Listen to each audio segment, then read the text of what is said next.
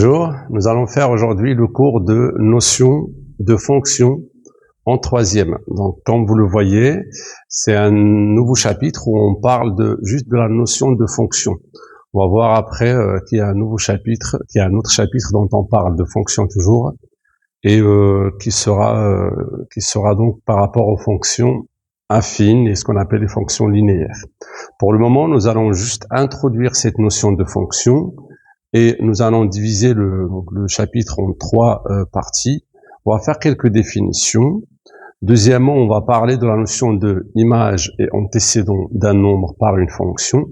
Et troisièmement, un point très important, on va parler de la représentation paramétrique la représentation graphique d'une fonction.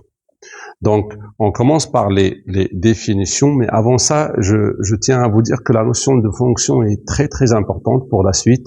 C'est une notion qui est très présente au lycée et même au collège, en troisième, mais surtout au lycée. À partir de la seconde, nous allons trop parler de la fonction. Donc, ça occupe une bonne partie du programme du lycée. D'accord ?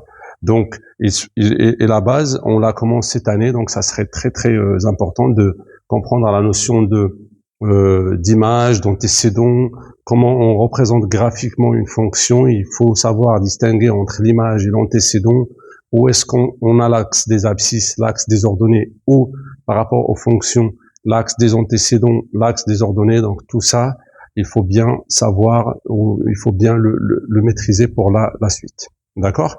Donc, commençons par les définitions. Donc, on peut présenter une fonction comme une machine à laquelle on donne des valeurs, elles nous sortent d'autres valeurs. C'est comme une machine. Alors, c'est quoi le rôle d'une machine? C'est comme un robot avec lequel on fait le jus, par exemple. Donc, on lui donne des fruits, donc sous une forme. Il nous sort le même fruit, mais sous forme de jus. Alors, il mélange des choses, il rajoute des choses, et ça me sort un produit. Donc, je donne une matière première, si vous voulez. Je fais entrer une matière première et j'obtiens une matière ou bien le produit. D'accord? Alors, cette machine, on va l'appeler f, la fonction f. Et d'ailleurs, le mot fonction, on l'utilise en français en disant, par exemple, est-ce que tu vas venir demain? Il te dit, c'est en fonction du climat ou c'est en fonction de ce que j'aurai demain. Donc, fonction, ça signifie quelque chose qui dépend de quelque chose. D'accord? Donc, revenons à notre machine. C'est une machine à laquelle, alors si je vous dis par exemple, cette machine, quand je lui donne 1, elle me donne 2. D'accord? Vous pouvez me dire, alors si je vous pose la question suivante, qu'est-ce qu'elle fait cette machine alors? Alors là, il y a plusieurs manières de répondre. Donc pour donner un autre exemple, alors quand je donne 3 à cette machine, elle me donne 6. Donc vous l'aurez peut-être deviné maintenant. Quand je lui donne moins 5, elle me sort moins 10.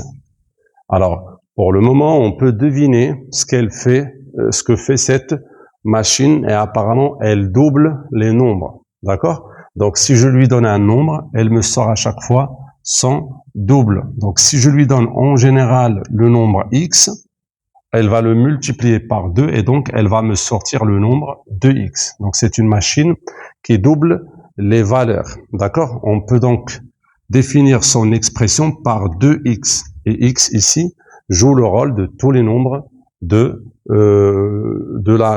l'ensemble R, c'est-à-dire des nombres réels. Donc chaque nombre a une image qui est le double. D'accord? On va parler de la notion d'image après.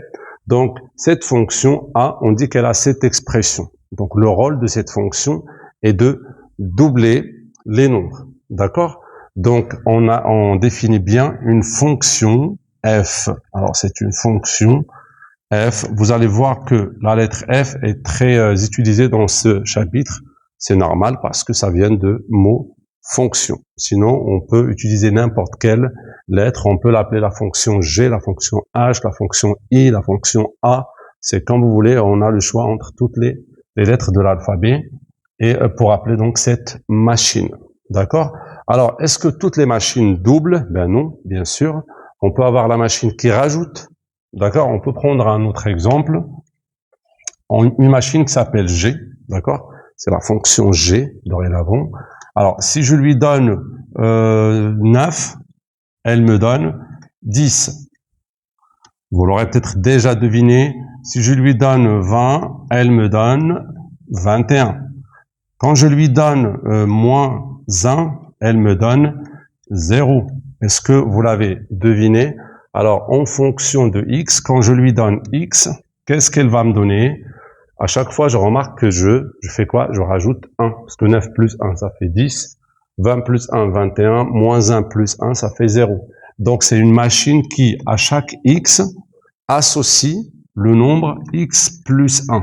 Alors, c'est une association faite par cette machine, par cette fonction. En fait, elle associe à chaque nombre un autre nombre, ou à chaque valeur une autre valeur. D'accord? Donc, dès qu'on comprend la logique de cette machine, on l'applique à tous les nombres. Donc, si je vous dis, si je vous dis que je rentre à cette machine le nombre 19, vous me dites que elle va sortir la valeur 20. C'est ce qu'elle fait pour tous les nombres. Donc, dès qu'une machine applique ou fait quelque chose à quelques valeurs, normalement, elle doit le faire à toutes les valeurs et elle fait pas une chose différente. Donc, elle fait toujours la même chose. Donc, on dit que c'est une fonction ici qui s'appelle G, je l'ai appelée G. Elle donne à chaque valeur la valeur elle-même plus 1. Donc, elle rajoute 1 et elle me sort la valeur qui est associée à la valeur initiale. D'accord? Donc, c'est ça, une fonction. Alors, une fonction, c'est une expression mathématique qui fait associer chaque nombre à un autre. D'accord?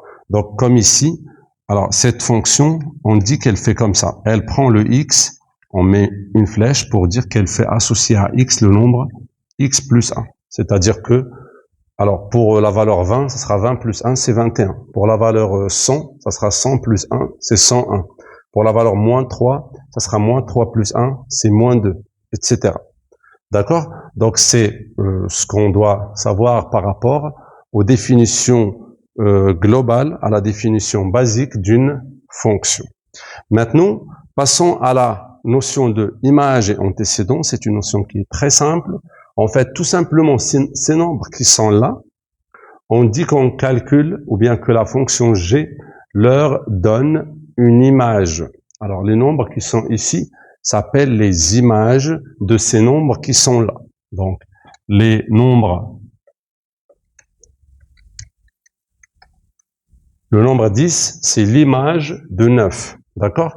Le nombre 21, c'est l'image de 20, etc. Et si, par exemple, 10 est l'image de 9, c'est quoi 9 pour 10? Alors, on peut dire, comme tout à l'heure, que 10, c'est le produit qu'on a obtenu par cette machine. Alors, 9, c'est la matière première. C'est la matière qu'on a donnée avant. Alors, ça s'appelle l'antécédent. L'antécédent, ça veut dire que c'est lui si vous voulez, la matière ou c'est lui l'origine, en fait. Le nombre d'origine, c'était 9. On l'a entré dans la machine et ça m'a donné 10. Ça m'a donné l'image. Donc, l'antécédent, c'est ce que on a commencé avec et l'image, c'est ce qu'on a obtenu. Et une image, ça peut être différente. Ça dépend de la machine. Qu'est-ce qu'elle fait? Il y a une machine qui rajoute 1, les machines qui doublent, la machine qui fait fois moins 3, la machine qui fait au carré, etc. D'accord? Donc, il y a une infinité, si vous voulez, de types de machines. D'accord? Ça dépend de son expression. Alors, comment on écrit tout ça? On va pas à chaque fois parler de machines et faire des schémas et tout. On va juste noter. Alors, revenons à la fonction G. On va l'appeler comment? Alors, cette fonction, cette machine G, on a dit qu'elle fait correspondre à chaque x. Alors, fait correspondre, c'est la flèche. Elle fait correspondre à chaque antécédent x une image qui est de x plus 1. D'accord? Et on a dit que x, c'est l'antécédent et que x plus 1, ça sera l'image. D'accord? Comment on note? Alors, si on veut dire, par exemple, que 1, son image, ça sera 1 plus 1, qui est égal à 2. L'image de 5, ça sera 5. plus 1 toujours, ça donnera 6, etc. Donc, on va noter, tout simplement, pour éviter de mettre aussi la flèche, on va dire que G de 5, c'est égal à 6. Que G de 10, par exemple, c'est égal à 11. Alors, qu'est-ce que ça veut dire cette notation? C'est l'image de 5 par la fonction G. G de 5 est égal à 6. G de 10 égale à 11. Donc, à chaque fois, entre les parenthèses à côté de la fonction, on met les antécédents. D'accord? Et ici, on met l'image qu'on a obtenue. Donc, G de 19, ça va être 20. G de 29 ou 31, ça va être 32, etc. Ah, je parle de la fonction G. Donc, on peut avoir d'autres fonctions. Et d'ailleurs, on peut s'entraîner un petit peu. Si je vous donne la fonction, on va l'appeler H, qui fait correspondre à chaque X, X carré. Ça veut dire que cette machine, tu lui donnes un nombre, elle te sort le carré de ce nombre. Donc, dans ce cas, si je vous demande H de 0, et H de moins 2, H de 9, par exemple. C'est quoi H de 0? C'est 0 au carré. Et 0 au carré, c'est 0. D'accord? L'image de moins 2, ou H de moins 2, c'est moins 2 au carré. Moins 2 au carré, ça va faire moins 2 fois moins 2, c'est 4.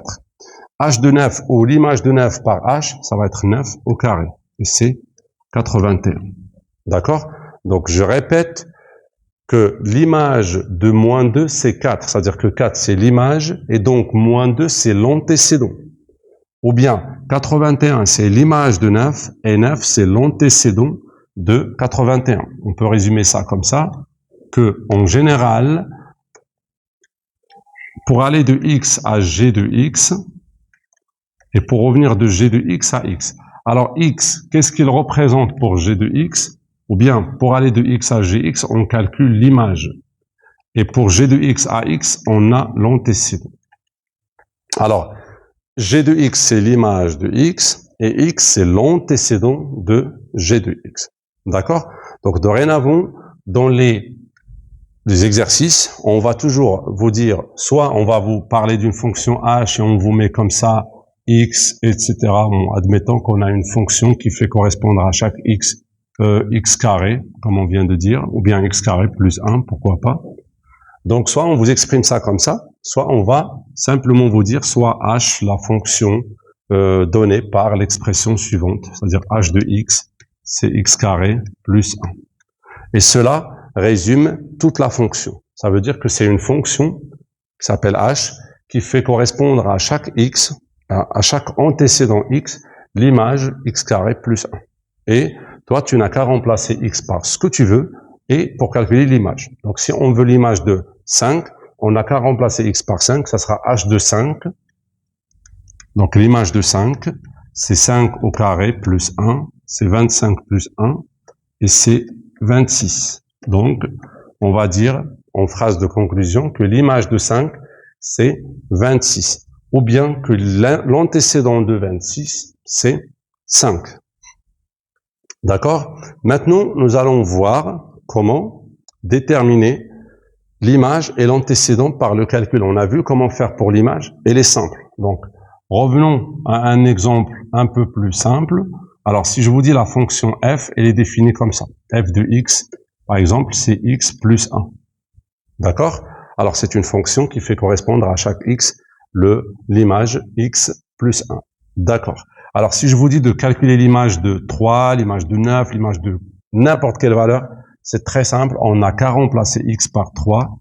Ça donnera 3 plus 1, c'est 4. Donc, l'image de 3, c'est 4. L'image de 6, c'est 7. L'image de moins 19, c'est moins 18, parce que je rajoute 1 à moins 19, ça donnera moins 18, etc. Ça, on l'a bien compris. C'est-à-dire que dans cette machine-là, qui s'appelle x plus 1, ou bien qui s'appelle f de x, et son expression c'est x plus 1, ça veut dire que quand je fais rentrer une valeur 5, ça me fait 6, etc.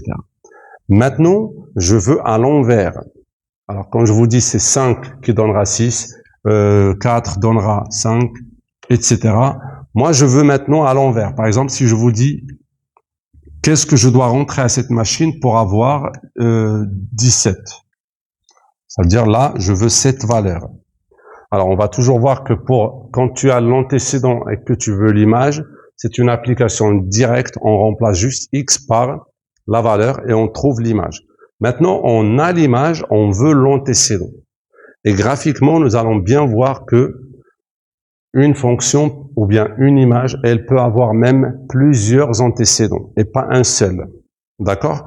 Et nous allons aussi voir pourquoi un antécédent ne peut pas avoir plusieurs images. Donc c'est bien de se rappeler de ça.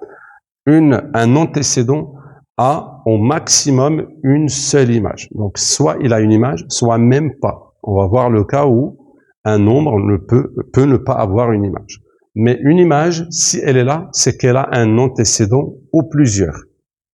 D'accord? Bon, on va voir graphiquement qu'une image peut ne pas avoir aussi d'antécédent, mais elle peut en avoir plusieurs. Le contraire n'est pas juste. Un antécédent a au plus une seule image et pas plusieurs. Alors, comment on fait pour savoir l'antécédent de 17? Alors ici, c'est un peu simple, parce qu'on a, pour aller de l'antécédent à l'image, on additionne, on fait plus 1. Donc, pour revenir de l'image à l'antécédent, on fait moins 1. C'est-à-dire, on va se demander la question suivante. Quel est le nombre auquel on a rajouté 1 pour avoir 17? Vous me dites, c'est 16. Ok, c'est simple. Mais comment on fait en général, au cas où la fonction est plus compliquée que ça? On n'a qu'à faire, parce que là, quand je te dis calcule-moi l'image de 5, qu'est-ce qui était donné? Je t'avais donné x et je te demande de trouver ça. Tu remplaces donc x. Mais pour le moment, qu'est-ce qu'on a? Parce que il y a x et f de x. D'accord? On a dit que c'est ça l'antécédent et ça c'est l'image de cet antécédent. Alors, quand je te donne x et je te demande de trouver f de x, c'est simple. Tu n'as qu'à remplacer x ici et calculer. Maintenant, c'est à l'envers. Je te donne ici c'est 17 et je veux savoir ici c'est quoi. Ça veut dire que, autrement dit, quelles sont les valeurs de x pour lesquelles f de x va être égal à 17. Alors, on n'a qu'à résoudre l'équation f de x égale à 17. Et cette équation est équivalente au fait que x plus 1 est égal à 17. J'ai remplacé l'expression f de x. Et en faisant le plus 1 de l'autre côté, ça sera moins 1. 17 moins 1, c'est 16. Et donc, on va obtenir notre antécédent. Alors, je vous résume comme suit. Alors, pour calculer l'image d'un nombre, alors quand tu as l'antécédent et tu veux son image, tu n'as qu'à remplacer x par cet antécédent et calculer l'image. La seule image et pas plusieurs. D'accord? Donc, c'est un simple remplacement pour avoir l'image. D'accord? Pour avoir l'antécédent, c'est-à-dire lorsqu'on vous donne l'image, mais on veut l'antécédent, dans ce cas, n'oublie pas qu'il faut résoudre une équation. Et dans ce cas, tu peux trouver plusieurs antécédents. On verra ça par le calcul et aussi par le graphique. D'accord? Donc, c'était par rapport à la notion de antécédent et image d'une fonction. Nous allons maintenant à la troisième et dernière partie pour voir la représentation graphique d'une fonction. Alors, pour représenter graphiquement une fonction, on a besoin d'un repère. Donc, vous savez déjà qu'un repère, c'est quoi? C'est deux axes, un axe vertical et un axe horizontal. Normalement et généralement, ce sont des axes qui sont, ou bien c'est des droites graduées tout simplement et qui sont perpendiculaires. Ils forment un angle droit. D'accord? Alors, il faut bien se rappeler que ici, là, l'axe horizontal s'appelle l'axe des abscisses. D'accord? Je l'écris bien en gras. Et ici, c'est l'axe des... Non, excusez-moi, l'axe des abscisses, oui, mais nous, on veut... Alors, je vais écrire ici l'axe des ordonnées. Alors, ça, c'est pour le graphique en général, c'est pour un repère. Mais pour le contexte, notre contexte qui est les fonctions, on a bien parlé d'antécédents et de l'image. Les abscisses, c'est aussi les antécédents. Donc, rappelez-vous bien de ça. Et là, c'est les images. L'axe des images. Alors, et c'est quoi une fonction? C'est juste un ensemble de points. Alors, si je prends par exemple, admettons que l'unité de mesure, c'est un carreau, que ça soit dans les antécédents ou les abscisses, ou bien les ordonnées. Alors, quelle est l'abscisse 3? C'est 1, 2, 3, ça sera ici. Ça sera l'antécédent 3. Si 3 a comme image 2, on fait correspondre donc les deux points, on va aller verticalement et à partir de 2 horizontalement, on aura ce point. Si par exemple la valeur, bien l'antécédent 5 a comme image 1, ça sera comme ça, l'image est ici. On n'oublie pas de lire les images ici, etc. Que par exemple moins 4, ça a comme image ici par exemple moins 2, on aura ce point, etc. L'ensemble des points obtenus, si on les fait relier, imaginez qu'on a fait une infinité de points. D'accord? Qu'est-ce que ça va donner? Ça va nous donner une forme comme ça. Donc, si je relie tous les points obtenus, admettons que ça me donne ça. Je vais faire un peu plus large. Que ça me donne, donc je vais relier avec l'autre point, etc. D'accord? Donc, j'ai fait juste un exemple au hasard. Ça me donne l'ensemble de points qu'on a obtenus me donne ce qu'on appelle la courbe ou bien la représentation graphique de la fonction. Donc, c'est une fonction qui donne à l'antécédent 3 l'image 2, l'antécédent 5 a pour image 1, l'antécédent moins 4 a pour image moins 2, etc. Donc, je rappelle qu'il faut lire les antécédents ici, les ordonnées ou bien les images verticalement. Les antécédents horizontalement, les images verticalement. Donc, vous, en troisième, vous devez être capable de faire beaucoup de choses par rapport à la représentation graphique. D'abord, si vous avez un graphique déjà tracé, vous devez savoir lire les images et les antécédents. On va voir des exemples, bien sûr. Alors, si on travaille sur cette courbe-là, si je vous dis, donnez-moi l'image de 6, qu'est-ce qu'il faut faire? Alors, quand je vous dis l'image de 6, 6 c'est quoi? Alors, le nombre 6, je veux son image. Donc, lui, c'est un antécédent ou c'est une image? Bien sûr, c'est un antécédent parce qu'on cherche son image. Alors, il faut chercher 6 parmi les antécédents et donc dans l'axe horizontal. Et je vais compter donc 1, 2, 3, 4, 5, 6. Alors, voilà le nombre 6. Ça, c'est l'antécédent. Et moi, je veux l'image.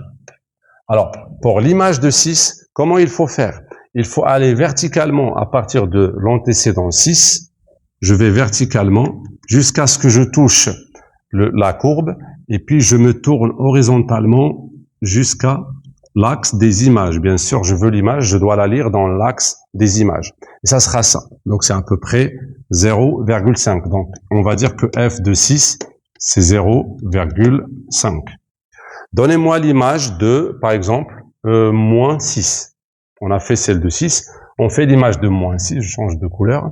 Alors, l'image de moins 6, il faut d'abord lire où est-ce que j'ai moins 6. Il faut savoir est-ce que c'est un antécédent ou une image.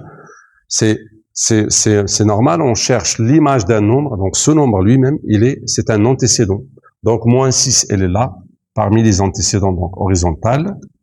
Pour chercher l'image, je dois me projeter, comme j'ai dit, verticalement jusqu'à toucher la courbe. Et puis, je me tourne horizontalement jusqu'à l'axe des images pour lire l'image. Et cette image-là correspond à... Alors, n'oublions pas que les images, ça c'est 0. Donc, en haut, c'est des plus. En bas, c'est les moins. Donc, 0, 1, 2, 3, etc. Et en bas, c'est 0, moins 1, moins 2, moins 3. Et donc, l'image de moins 6, c'est moins 3. D'accord? Alors, je vais vous faire un autre exemple de courbe pour bien expliquer encore la notion d'image et d'antécédent et surtout pour faire quelque chose d'autre. Alors, un autre repère. Voilà l'axe des images, l'axe des antécédents. Je vais bien sûr le rappeler ici. Donc là, c'est les images et ça, c'est les antécédents. D'accord? Alors, je vais faire une courbe d'une fonction. Donc, admettons qu'elle fait ça, cette fonction, bien la courbe de cette fonction, Admettons qu'elle fait comme ça. Alors, je vais exagérer un peu pour que vous la voyez mieux. Alors, elle fait comme ça, cette fonction. Alors, tout ce qui est graphique, il faut savoir que on peut être un peu moins exact. Parce que lorsqu'on fait les choses graphiquement, il y a l'erreur humaine, donc de lecture. Il y a l'erreur déjà quand on a tracé, donc on peut tolérer une petite marge d'erreur. D'accord? Mais par le calcul, ça va être encore plus exact. Alors, ici, admettons que la graduation, c'est ça. Donc ça fait 1. Et là, j'ai 1. On va prendre une graduation basique. Alors, si je vous dis ça, alors je veux remplir ça. F de 2, je veux F de 6, ou bien de 5. Je veux F de moins 1 et demi. D'accord? Alors, comment je fais F de 2? On a dit que 2, puisqu'il est écrit là. Alors, je veux F de 2. Donc, 2, c'est un antécédent.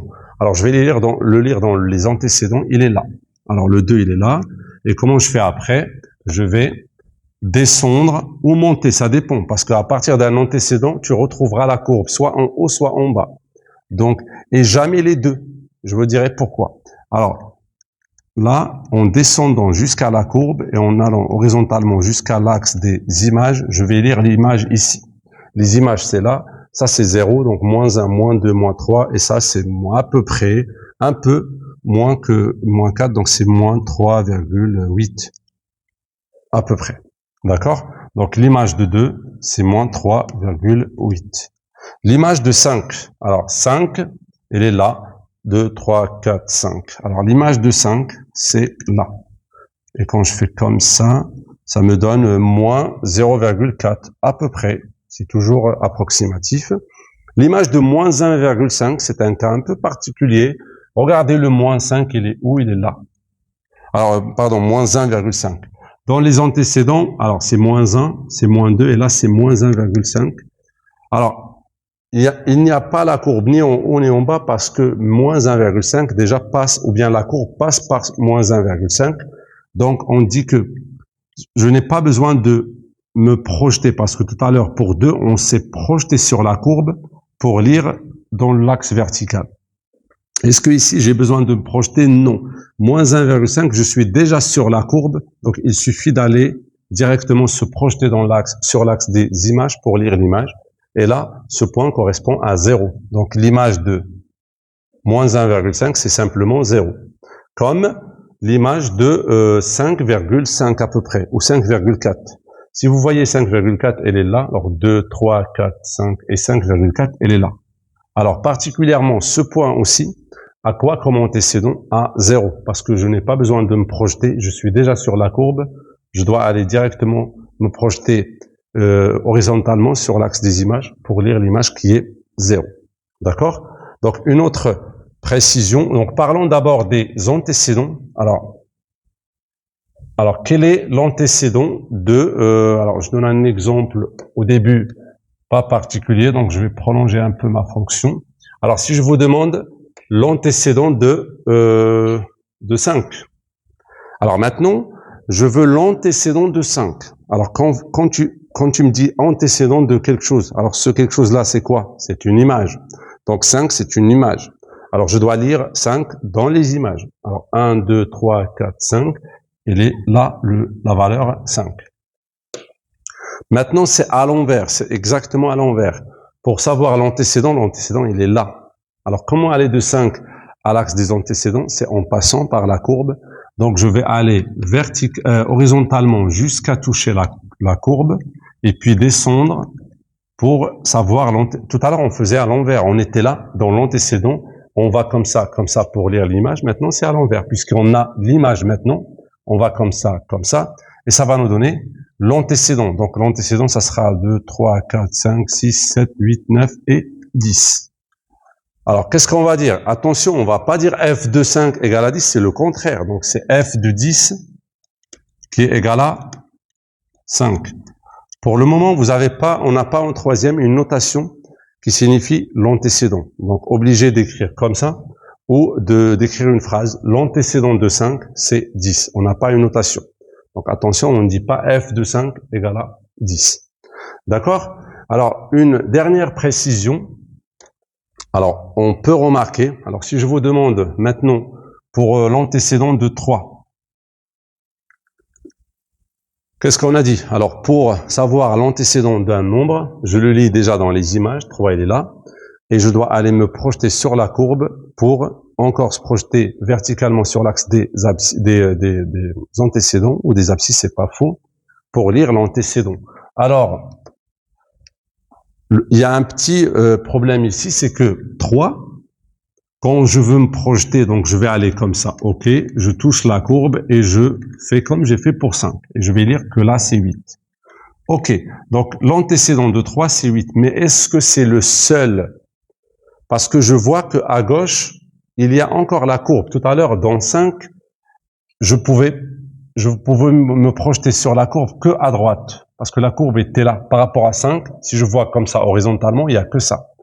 Mais on a dit qu'il faut se projeter horizontalement. Alors que pour 3, je peux me projeter horizontalement à droite comme à gauche.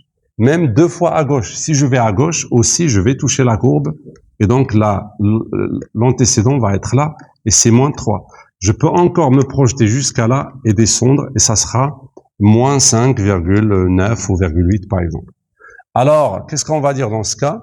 On va dire que 3 a 3 antécédents. Il a ça, ça et ça. D'accord? Et c'est ce qu'on a dit, et c'est juste, donc c'est ce qu'on a dit au début, qu'un nombre, ou bien qu'on a dit qu'une image peut avoir plusieurs antécédents. Comme ici, elle peut avoir un seul antécédent, comme elle peut avoir plusieurs. Une image, par contre, non, jamais. Alors retenez que, qu'un antécédent ne peut jamais avoir plusieurs images. Donc, pour un, par exemple, pour son image, je dois faire ça et ça. Je peux pas trouver la courbe encore en haut et me projeter. Ça, ce n'est pas une fonction. Alors, si on vous dit qu'une fonction, soi-disant, donne 2 images à un nombre, vous dites que ce n'est pas une fonction. D'accord? Donc, un antécédent ne peut avoir qu'une seule image. Une image peut avoir plusieurs antécédents. D'accord?